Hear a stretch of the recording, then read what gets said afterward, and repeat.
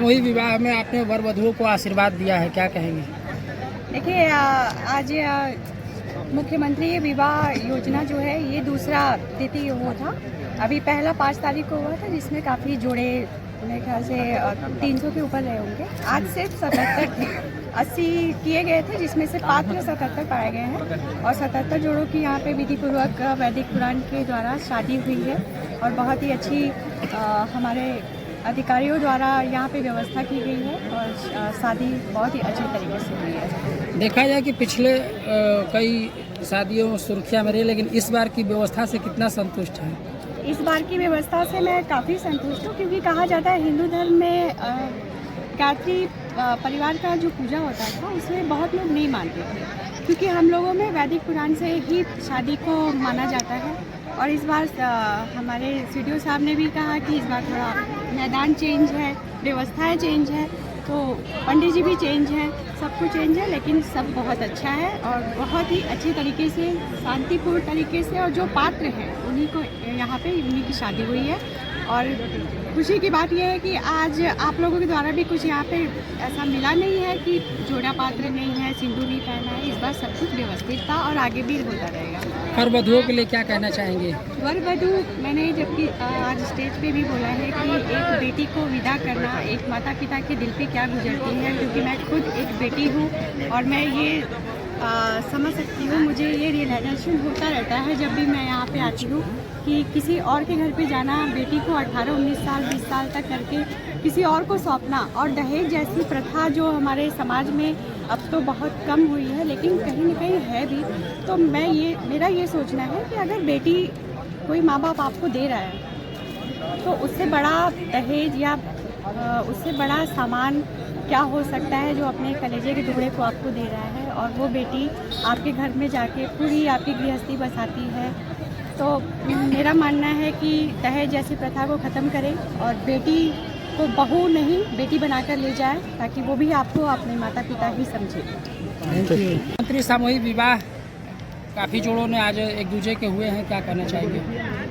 आज जो 77 जोड़ की शादी हुई है, इसके पहले हम शादी कराए थे 5 तारीख को, 5 को भी 166 जोड़ शादी कराए थे और इसका लक्ष्य 1575 का लक्ष्य है। इसके अगेंस्ट हम लोग अभी लगभग 250 का शादी हो चुकी है और हम लोग प्रयास करेंगे कि अगले मास के बाद जनवरी में हम लोग मैक्सिमम शादी करा लें, ताकि इस योजना से लाभ सबको प्राप्त हो। लाभार्थियों के खाते में भी आज हस्तांतरण किया गया? हाँ, लाभार्थी खाते में जो उन्मन्य है उनको 35,000 रुपया लाभार्थी खाते में भेजा जाएगा। ठीक से योजना के अंतर्गत आज हमारे मंच पे उपस्थित विशिष्ट अतिथि बता दीजिए उसको।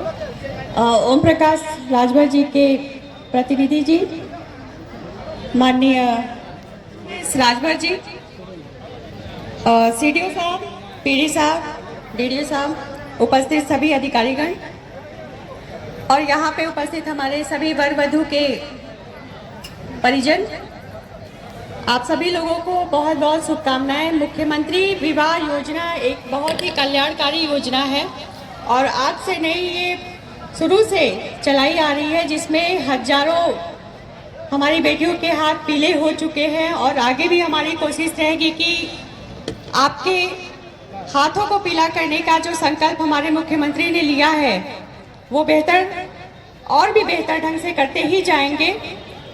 और इस विवाह के होने से क्या होता है कि दहेज प्रथा जैसी रूढ़िवादी जो सोच होती है वो भी कहीं ना कहीं समाप्त होती दिख रही है।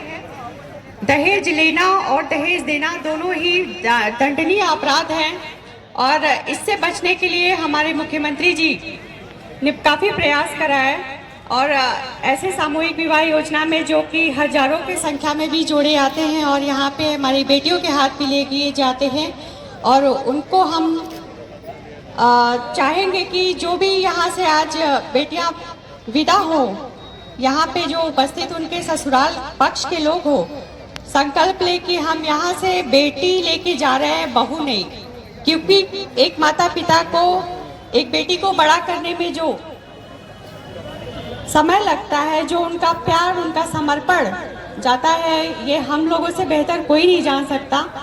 क्योंकि दहेज एक ऐसा बीमारी बन गया था हमारे समाज में कि बेटी के ऊपर इसे माने जाने लगा। जो माता पिता अपनी बेटी को दे रहे हैं उससे बड़ा और दहेज क्या हो सकता है। ये आप भी माने, आपकी भी बेटियां होंगी, इन्हें बहू नहीं बेटी बनाकर ले जाएं और ये आपको माता पिता का सुख देंगी।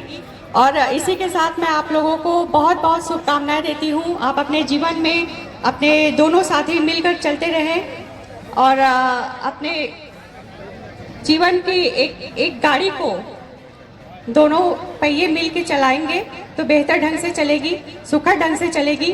और आप सभी लोग को बहुत बहुत धन्यवाद।